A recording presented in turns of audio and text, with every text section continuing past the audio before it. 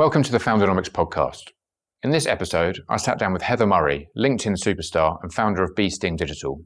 We talked about the power of LinkedIn for driving new business, the importance of authenticity as a founder, and why it's so effective for the long term when it comes to building relationships. We also touched upon the challenge of getting the right talent into the business and how she empowers that talent to do their best work. The conversation was packed with insights for founders and business owners. I hope you enjoy the conversation as much as I did.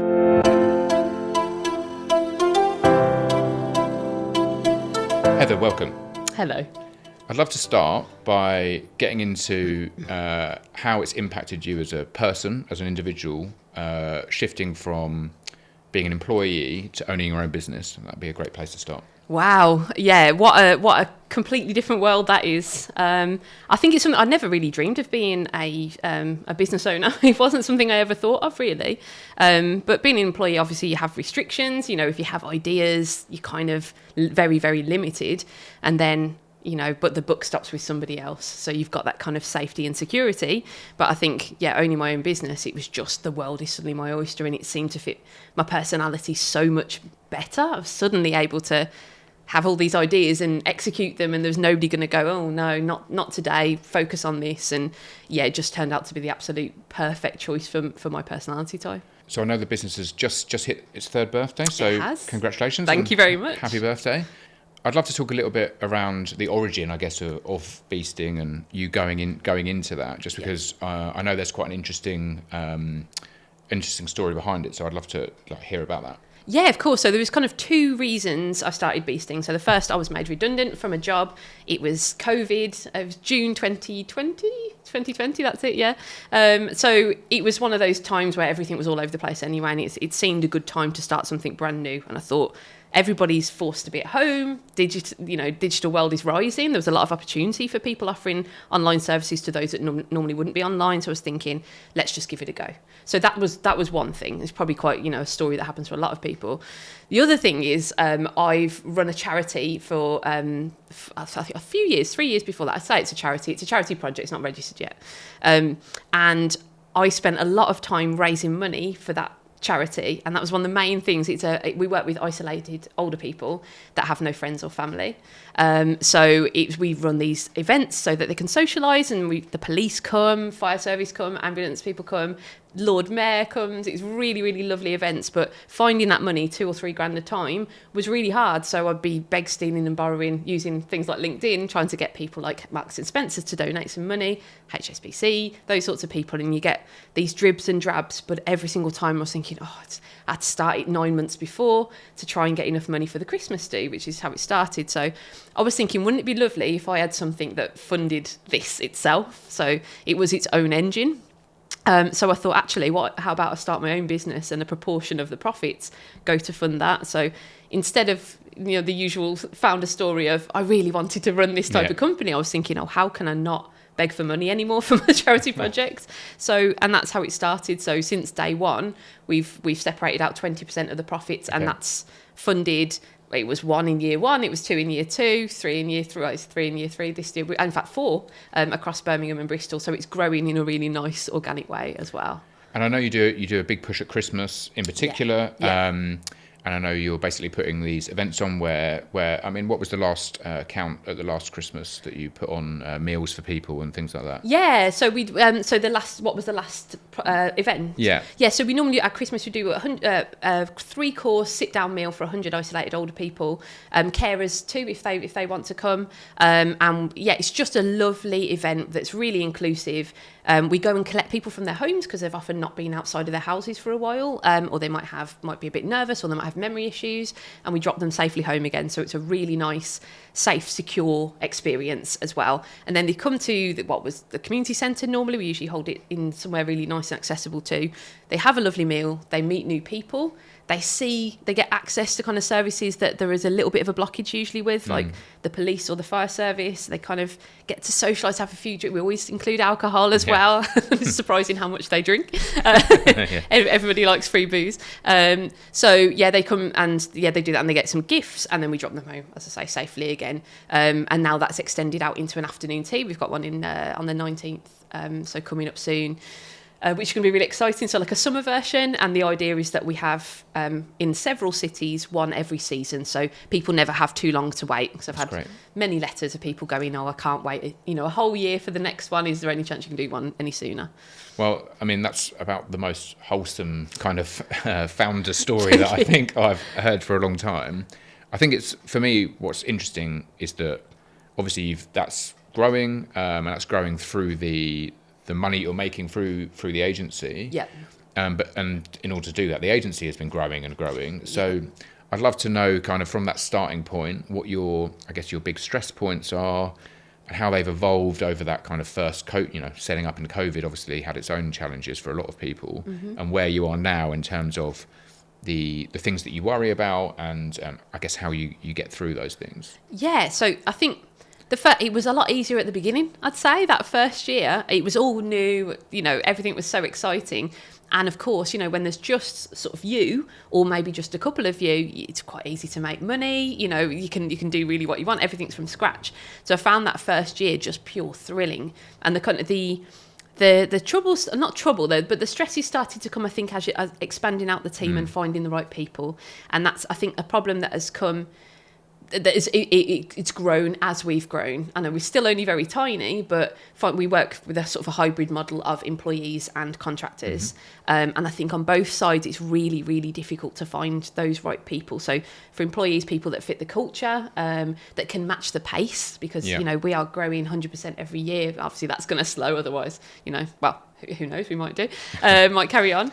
But yeah, with employees, it's a very, very fast-paced job, and being so small, you have to wear so many different hats. So that is really difficult to find people who can keep up.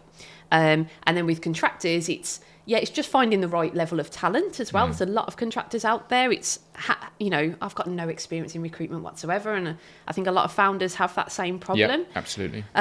So it's kind of, I'm just guessing. I'm going with, who I have a gut feel I might like, and I think I'm going very wrong in that way, because that's not. I need to probably train myself a little bit better in better recruitment. It's interesting because I think a lot of founders, in that kind of the first year, you get by on adrenaline really. Yeah. And then as you do start to grow, you're getting more business come in. You do need to start thinking about new types of people you want to bring in, maybe different roles as well. And I think what happens often is people think, I need to hire somebody, rather than, I need to think about the tasks I need help with, for example. Yes. And I think what makes it difficult with employees in a small environment, which I know a lot of founders kind of exist in, that small and growing, hopefully, situation, is that, you do have to have many hats and you do have to do many tasks. And I think the expectation is on the employee to kind of understand that. Yeah. And sometimes they don't understand that because they want a job and a role, and that's obviously becomes a bit of an issue, really. In terms of going wrong because you are looking for people that you like, I guess, for me, I've always wanted to like the people I work with, because otherwise what's the point of having a company? But do you think you're doing that above competence, or is it just you're going on gut feel ultimately? I think there's a bit of, I think one of the things I'm going wrong with is thinking that the job that you're saying about, talking about tasks as opposed to roles. I think I haven't broken that down well enough. So people think they're coming into something, and actually it evolves very quickly into something else. So that's hard for them on their side too. So I think, that gut feel, I think it is quite important that they're going to fit in with the culture and the people. And they have, it's really important to me that things like with Festive Friends, the name of this charity, I haven't even called the name of it, but that they want to be involved in something like that it wouldn't be a chore to come along, they get excited, and they might be involved in other charitable stuff. I think that type of thing is really important. And, we have quite a positive culture around mental health. We're very open. I have an anxiety disorder. I speak very openly about it. I would never say that anybody has to speak openly about it, but if they chose to, I want that to be something they feel completely comfortable talking about. So those sorts of things, that openness is something I really look for. But it's really difficult. It's hard with competence. I think it's really hard to measure competence without being actively within a role. Absolutely. It really is. So I'm learning, maybe I need to do more sort of trials, maybe month trials or something. But then who can afford to come in for, particularly with employed positions, from their perspective, I wouldn't want to do a month trial and not have anything after that. So it's difficult.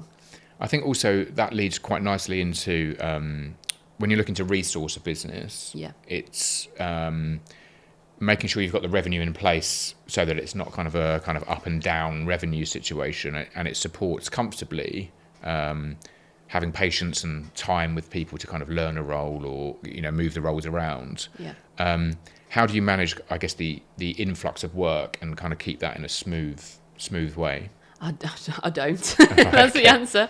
I think I know that you're never meant to become desperate for a new hire where you've got to the point you think, right, it's just a case for everybody, isn't it? It's not, well, you need to earn a certain amount of revenue before you can afford somebody, but to earn that revenue, you need that person in there already. Yeah. So it's a big puzzle to me still. I think, there are investment hires as well, aren't there, that would be really helpful too. So it's still something I'm trying to figure out, to be completely honest. Sometimes I think you have to take a bit of a gamble and think, right, okay, we're heading in this direction, I'm going to say. So if we bring this person in, then the likelihood is we will be able to afford them. By the time the recruitment process is done, we should have enough revenue to be able to and then they will in turn expand our revenue too. Yeah, I think actually hiring ahead of the curve is I think sometimes when people do get themselves in a bit of trouble actually, and I know that back in kind of probably year 2 or 3 of Human Theory, we kind of ran into that a little bit. We were predicting lots of growth, and obviously lots of things happened in the market, and that maybe leveled out, and that left us in a difficult situation. And I think unfortunately you end up making lots of short-term decisions when you're chasing revenue. So it is better to be, I believe, slightly under-resourced, and maybe you can think about putting your pricing up or something like that, and like controlling your time a little bit, rather than just chasing revenue and growth, because otherwise you end up with 8 or 9 people and you kind of think, well, I actually don't like a lot of the work we're doing here. Maybe we'd be better with 6. Definitely. But it's a never-ending, I guess, stress really, is balancing resource versus the smooth kind of influx of pipeline. I think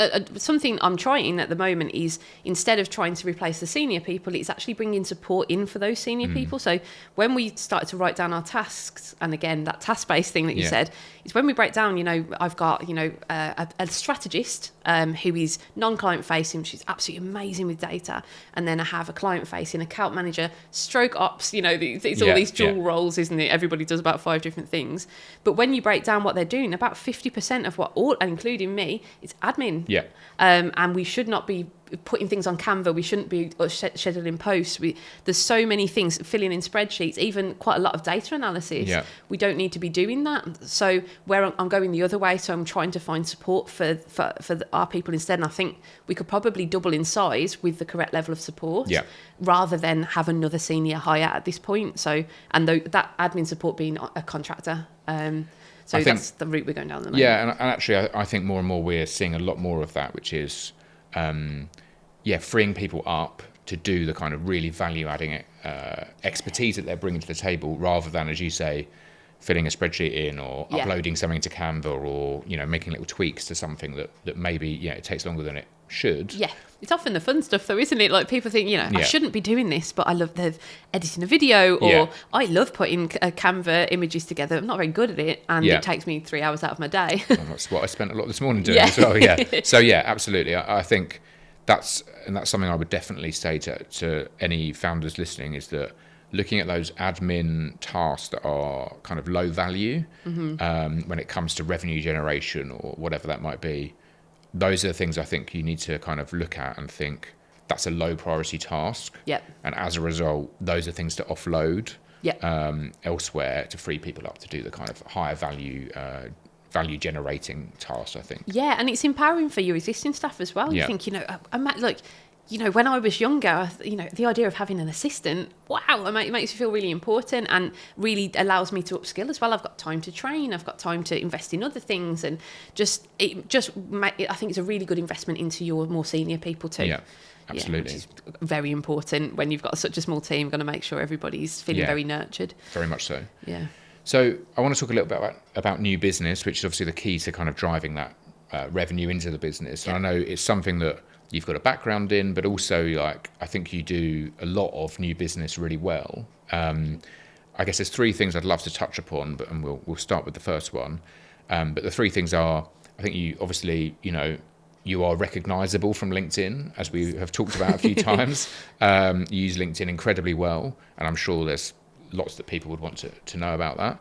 Secondly, I think you're really clearly very good at getting people off platform as well, using other ways to keep in contact with people, be that newsletters or putting events on, as you're starting to do now. And then the third thing I'd love to touch upon, which I think is incredibly important, is your ability to kind of build relationships with people that then kind of shortcuts that sales process. Yeah. So I know a lot of people will know you from LinkedIn. So let's touch upon LinkedIn a little bit to start with, if that's okay. Like how you've seen it, I guess, help drive the growth of yourself and the business. Oh, yeah. LinkedIn is everything is our epicenter of the.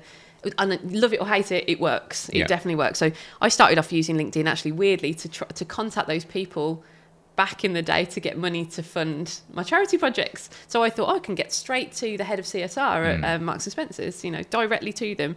They'll reply, check for £500, lovely stuff. You know, I thought LinkedIn's great. Yeah. And so it kind of evolved from there. And then I had a role it started off as a copywriter, ended up in business development there as well. And LinkedIn was quite involved there. But I think, for me, it's changed changed dramatically actually over the last couple of years, I think. You used to be able to I made many sales just by being on there because it wasn't as competitive as it was then. Yeah. So just by being present, it was wonderful. And then you'd have entire conversations back and forth in an inbox because people weren't being completely bombarded by sales messages and pitches. They're called pitch slaps, aren't they? But there wasn't that level of competition there. So you could have really quality conversations with senior people. So everything would happen on LinkedIn. But recently, it's much more about attracting attention on LinkedIn, building trust, building credibility, giving loads of value, trying to, be remembered, all of that sort of stuff. But then you've got to get them off, which is exactly what you were saying, getting them off LinkedIn and into different things, into sort of more owned channels, I think are really quite important, like email, sort of via webinars and things like that. But I think it's just been incredible. I've had inbounds from the likes of Unilever, you know, a tiny little Brummie agency being approached. And actually, weirdly, that was because of Festive Friends. They were really impressed. So not only is it a great thing to add and a really good driving force for me and the reason for starting the business, it has commercial viability too. So they were really attracted because they want, responsible suppliers. They started off asking me about that. One call became a sale with fifth biggest company in the world. So it opens up those massive doors. I've had, I've done work for Starling Bank, who don't work with agencies. We've worked with HSBC, with Mitsubishi, with Nokia. I did a talk on anxiety for Nokia. So it just takes away, by traditional means, there's no way in hell that email would have been answered, or a letter, or traditional means of marketing. LinkedIn gets you straight there, no gatekeepers. If you position yourself correctly and put the legwork in to be recognisable when you are in their inbox, it really, really can put you in the competition of zero. And how important is kind of a coherent, repeated positioning on LinkedIn with that? Because I think that's something that I've certainly struggled with in the past, and I know a lot of people have. It's kind of, they want to talk about a few different things, and it's very difficult to kind of just stick to one thing for long enough, I think, to position yourself as an authority. What would you say to people in that respect about, coherent messaging and just having patience, I guess, really? It works. So case in point, so 6 months ago, I started to talk about AI out of nowhere. So it was just the initial sort of birth of ChatGPT being, ChatGPT 3.5 was launched. And I just thought, wow, this is amazing. I'm going to deep dive straight into this and study as much as I possibly can. I spent hours every day, and I still have since that point. And every weekday, I've spoken about that. And recently, I was on a podcast, invited to this, and we went to multiple podcasts to talk about AI now. People are coming to me and they now associate me with that. The problem is, I used to speak about LinkedIn more. I used to speak about my industries, legal, finance, tech. And so people have started to go, do you not do that anymore? So you've got to be, it works, and if you're consistent, but you've also got to make sure it merges really nicely and has that tie into what you actually do offer. So AI is a passion for me. I do little bits and pieces, and it ties really nicely into my services, but it's not, it's not a real clear offer anymore. It's become a bit of a passion project. So it will lead to other things, But yeah, it's really important to kind of, but that consistency does really work. So that proves it. But yeah, remember to talk about what you offer as part of that as well. So have that clear message. But I think, those that talk about one thing, if you do one thing well, if you can talk about that one thing, then you know, if the email, there's one person I remember who's actually, he's on my feed. He's the email marketing guy. That's just his headline. And I know if I need help with email marketing, that's who I'll go to. It's very clear. Yeah. So clarity of message is important. And it's something I've struggled with as well in the past. It's kind of, I've got 3 audiences. Who am I writing for? I've got 4 services. Which one am I talking about? Like, how do you do it? And do you focus on one? But I think what's I'm figuring out more and more is actually different channels for different services and different audiences. And I didn't quite clock. I was trying to use LinkedIn for everything. Yeah. But actually, I've realised my legal audience, very active on LinkedIn, respond very well to my webinars, to my content. So my LinkedIn is for legal mostly. Yeah. Then finance is my email and my webinars a little bit. So I kind of will invite them via an email invite instead, because that will work. And just working that out, sort of matching your channels to your audiences. Not everything. You don't have to do everything on LinkedIn. I think that's a really important point actually that people need to remember, is that because LinkedIn's become really competitive and there's a lot of people on there talking about a lot of things. Yeah. Then actually a lot of people aren't on LinkedIn. Yeah. A lot of clients, in particular, client-side people, they only use LinkedIn to look for a job. And actually, trying to get in with someone when they're looking to leave their current job is not a great sales strategy anyway. So I think that's something that's really important for people to remember, is that utilising, whether it be Twitter or YouTube or Instagram, it really is dependent on who your audience is and where they are, and actually spending the time to work that out does enable you to be very clear about who you're talking to and about what. And I think that's a really important lesson that, again, I've only really picked up recently as well. Yeah. I've started to look at YouTube and Instagram, when before I just thought it was a nice to have, but that's because I'm starting to, think with much more clarity around who's going to be where and what do they want to listen to or watch in the case of YouTube. Yep. So I think that's a really important lesson that for everyone, really, that somebody who's used LinkedIn incredibly well and seen massive growth through it is still perhaps struggling a little bit with the right message and being clear, but it's not just about LinkedIn ultimately. That's the learning there. Definitely. And also a little bit back to LinkedIn, it changes all the time. Yeah. So don't come up with a strategy in January and be doing that all the way through to December. That's a really bad idea. So constantly reviewing things, following people like Richard Vanderblom is amazing, and he's the only one that's actually getting data-backed insights into the algorithm. Yeah. So he's got a team of 100 students working for him anytime they're analysing posts. But then again, you still got to remember the context, like different industries, different services. The post they're analysing might be massively different from your audience. So a lot of trial and error. And I think we were talking about consistency before. Try that message for a month or two, see how it goes down, and review. People don't review their content enough. Yeah. What worked? And by work, I don't necessarily mean got tons of engagement, but what got those conversations started in your inbox? What are the posts that people referred to in sales calls? Because that's one of the main things for me. There's, people go, oh, what did you say about this? And I think, that is so much more valuable than 5,000 likes. Absolutely. So much more. So measuring the right things is really important, that constant reviewing. I think that quite nicely comes on to kind of getting people off platform, because obviously if you're relying... And this is something I saw a few months ago, actually. A lot of people were complaining about changes to the algorithm on LinkedIn, and really struggling that, they relied heavily on LinkedIn, and the problem being that the algorithm had changed and they were seeing a dramatic kind of drop in viewability and engagement.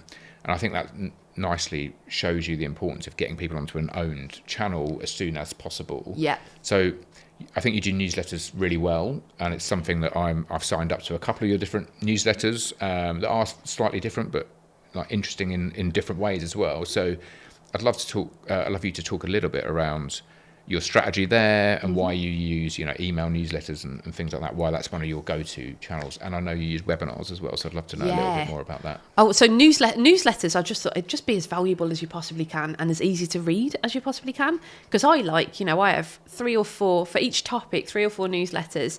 For AI, I have Ben's Bites, the rundown. I know them really well, and I looked at their structure and analysed their structure and thought it's just bite-sized chunks all the way. And just make it as easy as possible. Never go on like really long emails that just don't people people scan. So and then they'll read if they're they're interested in certain parts. So kind of give them longer content to link to.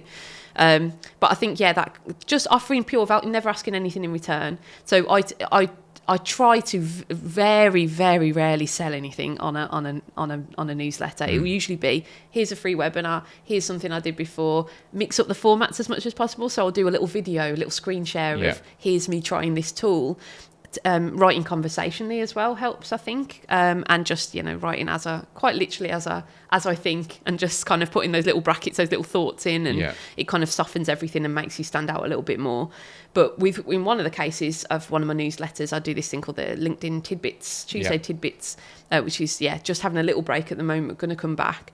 And that was just one line. So it's like a fortune cookie without the cookie or the fortune. But that just one line on how to improve your LinkedIn, just that little bit. And I think that went really, really well. And again, by really well, it wasn't the kind of huge numbers. It was how many people mentioned it within sales calls. So it was really surprising how many people had heard about it, even though there was only a few hundred people on the mailing list. I thought, you're not even on the list. How did you hear it? So people speak about these things because it was unusual to be one line long. It's like the only newsletter you're going to read 100% of every time. You can't help it. You can't help it because you can't not read all of it. And people love that. And since stopping it, there's been people going, where's it gone? And you're doing something really good that time. And then my other one at the moment that's running is on LinkedIn. Actually, we're talking about owned. I need to now make that transition. So in 7 weeks, I've got over 6,000 subs on that, which is just amazing. Everybody's loving AI, and again, sales calls with my dream prospects, they're going, at the end of a call, by the way, loving the AI for non-techies. It saves me time. I don't have to worry about reading all the news and stuff because you're pulling out all the good stuff for me, so thanks for that. So that's building really nice bit of just trust. I think people think, oh, she's useful. And that leads into loads of other opportunities. I've now got the challenge of trying to get that audience onto an owned platform, so into email. So I've started to use for clients, not myself yet, but this is where it's going to go. Is a thing called Beehive, which is very on brand. So I'll be using that because it has such a wonderful structure and readability is really nice and loads fast and all of that sort of stuff that you want from an email. So I'm just trying to work out how to do that, how to kind of encourage people. I don't really like when people go, here's a little bit of the newsletter to read the rest. It feels like it's being tricked. So I'm just going to put something out saying, I'm doing this because I want to know who my audience are. LinkedIn's analytics are awful. Dreadful. I want to know where people click. I want to double down on the stuff that you're finding useful and get rid of the stuff you hate. And that's why I'm doing this. So follow me over, but I'm probably expecting to lose 70% of those people. But I'll keep trying. I'm going to work it out as I go. I think that's another kind of nice segue into relationships, really, because I think owned channels enables you to kind of be yourself a little bit more as well in an owned environment, and that leads to better relationships. And I think we've talked a few times about your ability to build relationships is ultimately what is shortcutting that kind of sales process. So I'd love to hear how you think that plays a big part in how the business has grown and kind of your trajectory over the last couple of years as well. Oh yeah, I think I thought, because I worked for big law firms for 13 years, and I always felt like a duck out of water. Is it duck out of water? Am I saying the wrong thing? Doesn't feel... Makes sense. Fish out of water, not duck out of water. Oh yeah, ducks can be out of water. Yeah. A fish out of water. It just didn't really fit, and I always thought, when I'm working with corporate clients and stuff, I have to be a certain way and sit and act a certain way and look a certain way and speak in this certain way. And actually that sort of melted away. In running my own business, I thought I kind of got the opportunity to be myself and be just chatty, brummy, openly anxious. That was a new thing, actually, because I realised people go, oh, so am I. And it's that it breaks that barrier down. And I think it's been really lovely. My confidence has absolutely transformed since starting my own business, and that's something I didn't expect in a million years. I started off very, very shy. I would have been, before coming here today, I would have heart pounding stuff, but instead I was excited, which is just a complete radical change for me. It's been like treatment for my anxiety disorder. It's really like putting myself in these situations. It's been wonderful. But yeah, I think being genuine. I think I just have dropped any idea of trying to be somebody that I'm not, or trying to be corporate, or trying to impress people, because I'm confident in my own knowledge. And that repels the people that I don't want to work with and attracts those that I do. Yeah. And you find actually like relationships with clients and all the people and partners and people that you meet along the way are really, really enjoyable, and really enrich your life, like personally as well, and help you grow as a person. So I think, those relationships, they lead to so many opportunities as well, but they're genuinely enjoyable.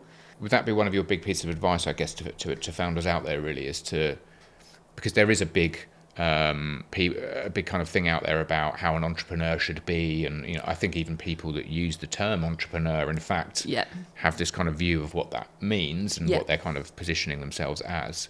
I guess, like, is that one of your big pieces of advice for people, is just to be who you are? Yeah, I think it's advice that's given so much, like, be authentic, be yourself. And people don't really say how. It's kind of like people, or why, actually, more importantly. What it's that repelling and attracting situation, isn't it? It's kind of, you're going to get you're going to work with the right people in the end. You want clients that you actually get along with. You want team members you get along with, you want partners, everybody you work with to be people you who naturally like you. You can only hold up a mask for so long anyway. But I would definitely. I wish there was a different way of saying it, because I just feel like I was advised that so many times. I didn't quite get it until I was like, oh, okay, just do what you want to do. Just be who you want to be. And actually the best differentiator is you. Everybody's trying to be this entrepreneur that you're talking about, but the best differentiator is actually just being yourself, so nobody else is you. That's actually really interesting about, like, getting on well with clients, because I think it's something that people don't think about that much, because they're thinking about clients as people that need a service and you get paid by. I think ultimately, getting on well with people, and I say this as I've spoken to 3 clients through Foundernomics in the last week who, what we've been working through is they don't really like some of the people that they were doing work for, and I think that's because they've probably built up this kind of, this is how I have to be and this is what the business does, but actually, what's the point of having your own business if you have to work for people you don't want to actually work with? Yeah, exactly. Yeah, you don't have to do anything. It's such an exciting thing that you don't have to do anything you don't want to do. And I think that's another lesson I learned, is you don't have to work with clients that you don't go on with.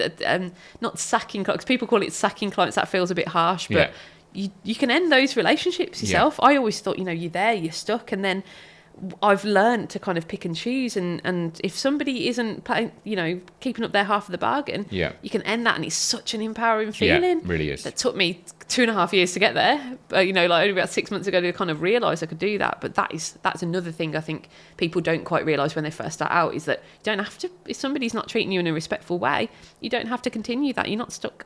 And that's really important, I think, for your team.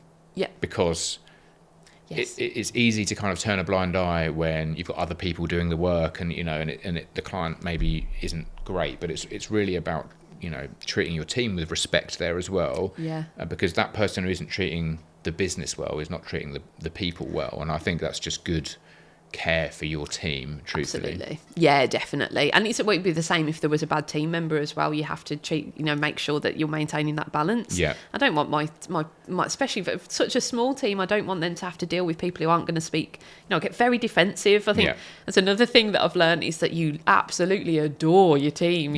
When you're tiny, I absolutely love them. I think I'm so defensive over them and so protective, and I just want them to grow as much as possible. I don't want them to have to deal with people that aren't going to speak to them respectfully, or aren't going to treat them well, or are going to be dismissive of their skill set. And absolutely not. Yeah. So something that I think kind of you transmit really well on LinkedIn, certainly, and any webinars, is this kind of energy, like very energetic and enthusiastic. And I think I'm sure that plays a big part in, especially because you're being your kind of genuine, authentic self. That must play a part with clients in terms of the drive that they feel, and I guess how do you feel that your kind of positive mindset and just the pace, I guess, that you kind of think at and work at has helped the business itself grow, but also you personally? How much of a differentiator do you think like positive energy is? Oh, I think it's a massive one. I think it's a thank you for saying that as well. It's really lovely. But yeah, I think people buy it, and it's, as a founder, people really think, right, if she's like that, the whole business, the service is going to be like that. You know, I think I'm good at selling. I think people see that authenticity we're just talking about, and then they also see, right, if she's authentic, I can trust her. She's clearly got a lot of energy, so she's going to put everything into this. You know, there's going to be a lot of power behind this campaign that we're going to do, and the enthusiasm is like, it's just like people dealing with people. If they're going to have a monthly meeting, they want somebody who's going to be really nice to deal with and pleasant. And I guess they'll think, all right, she's only going to employ people who are also like that as well. So that personal brand, I hate that term. Yeah. Hate it, but it's a thing. I don't know what else to call it, but I think that's been very strong. It's been a positive thing, and I think it's got us through a few sticky situations where team members have maybe not represented, past team members have maybe not represented Beesting as well, and people they've thought of Beesting sort of me slightly separately. So instead of tarring the whole company with the same brush, they've come to me and gone, this doesn't really fit with you, does it? You know, what can we do about it? And I've been able to fix that relationship. So it does provide a lot of power. But it's wonderful because it's genuine. It just feeds me even more, you know, and I think I do a little bit of consultancy as well on the side. And one of the things that people keep on saying to me is, at the end of our sessions, I feel so G'd up and, you know, motivated and ready to go. And they've said, you know, their other mentors, they don't have that same feeling. So I've clearly got something that people like, or certain people like. Some I'm sure some people find me really irritating, just want me to shut up. But well, those are the people you don't want to work with, as you said. Exactly. So I think it's a positive thing. Yeah, people like it. I mean, interestingly, like someone I used to work with who's much smarter than me, she would always say that in a quite a binary way, actually, people are either radiators or they're drains. Mm-hmm. And I think it's quite imperative as a founder to be a radiator. Yeah. And it is hard when times are stressful, and you're worrying about revenue, or you're worried about projects falling out, or whatever it might be that you're worrying about, to kind of not be negative. Yeah. And it's absolutely something that I've fallen into before, is letting things get on top of me. You know, you either have to be really open with your team about what's happening and why you might be stressed, which again, I don't think I probably was open enough about the things that were keeping me up at night, and let them know that I was really stressed. Yeah. But it is really vital, and I think it's come up a few times in different conversations now, is that positive mindset. Like, you do set the tone. Yeah. You set it internally and you set it externally. So I think that kind of energy level it's definitely a differentiator for you and the company, I think, but it's just something that you transmit outwards, I think, and I think it's like palpable. Definitely, and it operates like an engine for the business, doesn't it? It's that power behind things. And what you're just talking about, being open with, I think I had advice against it. They were like, no, you don't show that vulnerability, but it's just not everything I think comes out of my mouth. So if I was having a bad day, and the support that I've had back, it's just been unbelievable. And of course, you know, it's very lonely being a founder, isn't it? You know, people don't understand your problems, but those team members in there, of course, it's a risk to be like that. Some people might take advantage, and maybe when we're bigger, I might have to be a little bit more careful.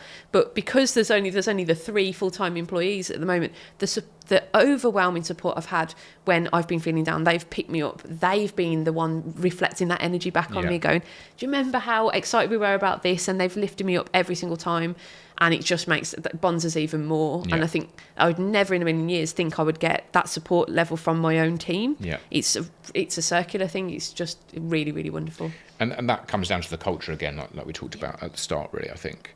As we're kind of getting to the end of the conversation, I'd love to talk a little bit around what the next kind of year, 18 months looks like for you and the business.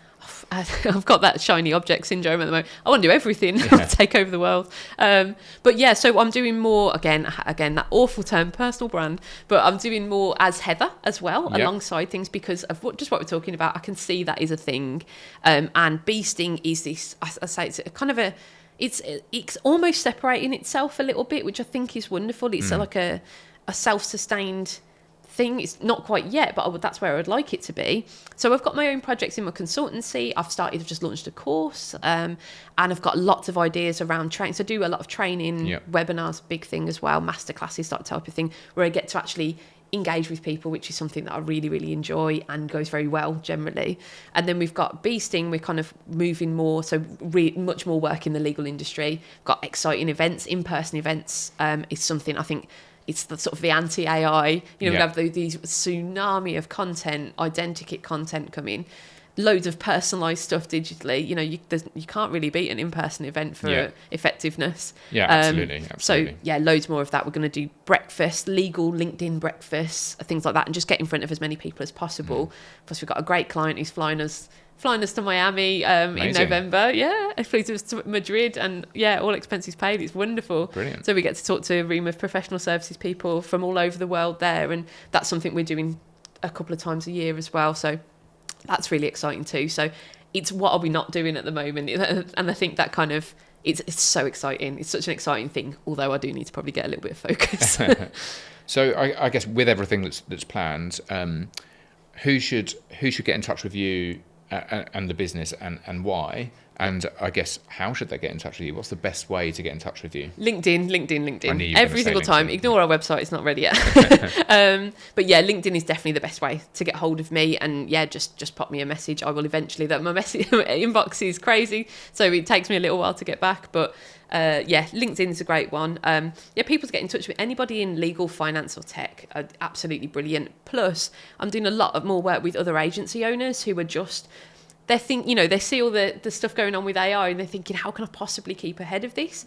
So we've got a whole suite of services to help people kind of catch up, and then also get their LinkedIn up to date as well. So agency owners, and then anybody in sort of legal, finance, and tech. We've got a ton of stuff that can help people strategize their content, create content, analyze that content, or there's some high-end lead generation going on as well. A lot. Right, little business doing a lot. And on the charity side, if people want to get in touch to help with that, how best? LinkedIn again? LinkedIn again, everything's through that one. As I say, it's our core hub. My personal profile just is like the base of everything. But anybody who wants to get in touch with involved in our events, we always need people, because we have one person per table to start conversations, to help quiet people start to talk and that type of thing. We Birmingham or Bristol based at the moment. They're the two places we're doing it. If you want to get involved, or you have a team of people that want a charity team day out, come and help us, please. It'd be wonderful. Great. Well, unfortunately, we've run out of time. So thanks so much for coming on and chatting. It's been great. My pleasure. Thank you very much for having me on. Really enjoyed it. Great. Thanks to everyone for listening to today's episode. If you'd like to get in touch with Heather, you can find her on LinkedIn or get in touch with Beesting Digital directly. Links to both can be found in the show notes. And don't forget, if you're a founder or business owner struggling with anything at all, head over to the Foundernomics site for loads of free resources to help you on your journey.